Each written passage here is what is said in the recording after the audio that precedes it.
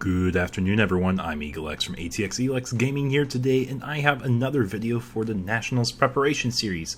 On this time, it's going to be deck building.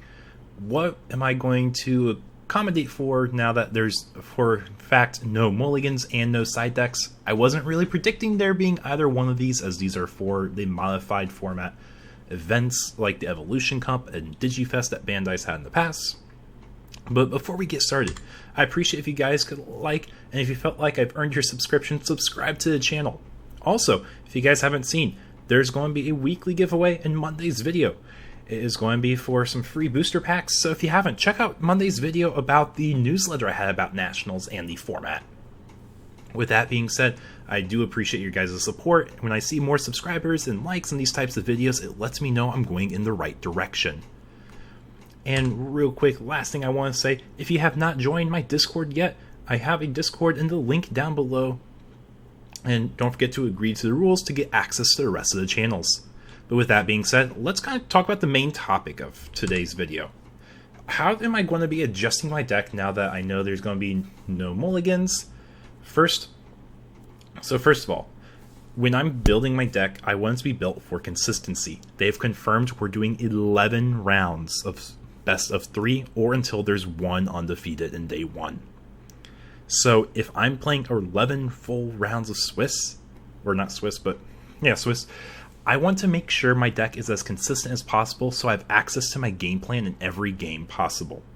So on the left and right, I have two images here. I'll have a link down below to this calculator, but the idea is when I'm drawing cards from my opening hand, how likely am I to have a rookie in the top in the hypergeometric calculator and the multivariate intersect calculator, the one below with the brown box?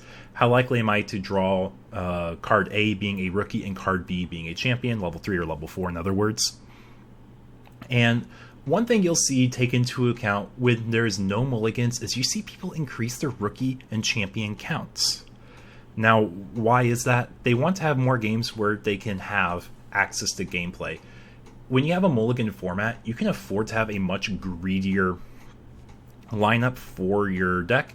So first scenario here, top left, I have a deck of 50 cards, and I know people are going to say, what about security? Take that into account.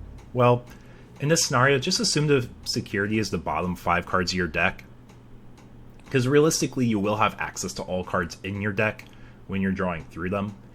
And if we just assume the bottom 5 cards of the deck are cards you never draw, it makes math a lot easier. But when you run 12 rookies and your opening hand going first, the odds to have one or more rookies is roughly 76%. And if you compare that to the image on the right, if you want to have at least one or more rookies in your opening hand, it's roughly 82% if you go up to 14 rookies. So you can see that already increased your consistency by roughly 6%. Or if you're thinking about a best of 3 for 11 rounds, 33 games, it's roughly a 2-game difference that you will statistically have a rookie in your opening hand. It may not seem that impressive as it's just a small number, but I think it puts it more in perspective when you look at the rookie and champion counts together.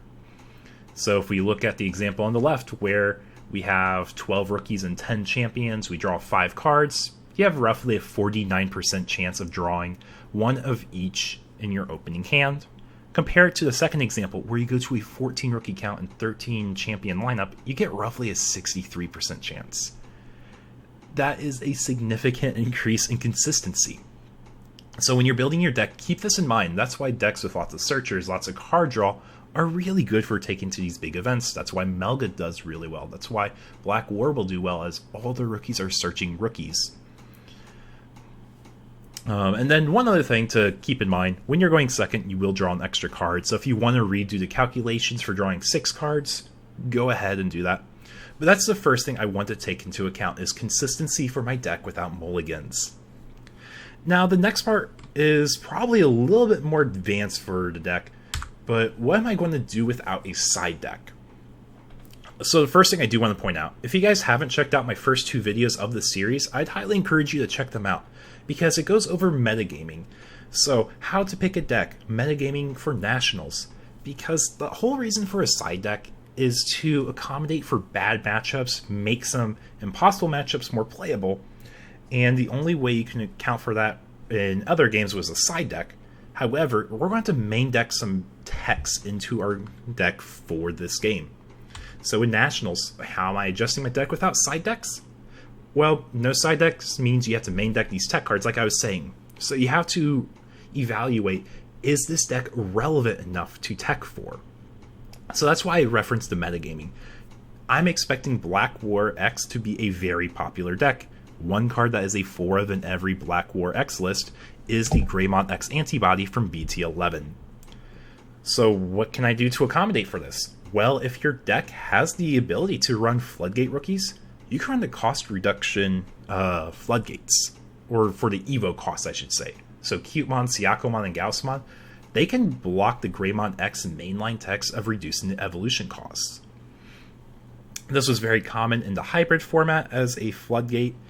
Other Floodgates you could see, like before, you can have the special summon Floodgates like Pillowmon and Pamumon in response to Mastemon if you predict that's going to be the most popular deck or relevant enough or bad enough for your deck that you need to tech it. Another thing you can do is memory blockers. The most common and generic thing that almost every deck utilizes memory boost or memory gaining effects in some way, shape, or form. So it's very common. But if you're going against Black War X, which I'm expecting to be very, very popular, consider the addition of the Evo cost blockers, because that level 5 is going to cost a full 4 memory, oftentimes passing turn, because they're used to going into it for 2 memory instead of 4. And if you can prevent them from getting access to that cheaper evolution cost, you're going to be slowing their deck down. So that is something I'm considering with side decks, or with the lack of side decks, I should say. And I'm curious, what else are you guys considering with deck building? Was there anything I missed? Let me know in the comments below. With that being said, thank you very much for watching, and take care.